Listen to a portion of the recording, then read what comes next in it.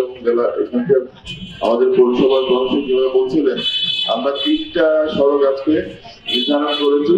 এর পাশাপাশি প্রত্যেকটা অফিস কেন্দ্র পরিষেবা পরিচ্ছন্ন হওয়ার বিষয়ে আমরা সিদ্ধান্ত নিয়েছি এর আগে সবাই। পবিত্র রমজানে এভাবেই আপন হয়ে উঠুক সবাই ইসপির আপন করা স্বাদে। ইসপি আপন করা স্বাদ। তো সেই হিসাবে এটা আমাদের প্রত্যেকটা অফিসের কাজ চলার কথা। আমাদের অফিস চলছে, প্রত্যেকটা অফিস চলছে।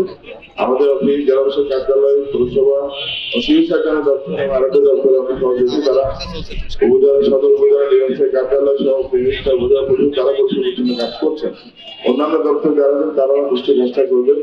আমাদের যে মধ্যবাজার ব্যবসায়ী সমিতি বা বড় বাজার ব্যবসায়ী সমিতি বা এখানে যে পশুরহাটের যে ইজারাদার বা অন্যান্য হাটের যারা ইজারাদার তাদেরকে আমরা রিকোয়েস্ট করবো তারা যেন প্রত্যেক শনিবার এই যে আমাদের মেগা পরিচ্ছন্নতা প্রোগ্রাম, এই প্রোগ্রামের পাশাপাশি ডেইলি যাতে পরিচ্ছন্নতা করেন।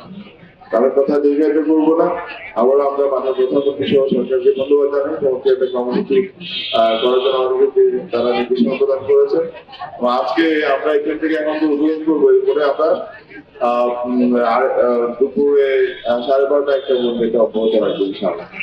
আজকে এখানে যারা উপস্থিত হয়েছে আমি সবাইকে আন্তরিকভাবে ধন্যবাদ এবং সেগুলো জানাচ্ছি যে আপনারা আমাদের ডাকে হাজির হয়েছেন।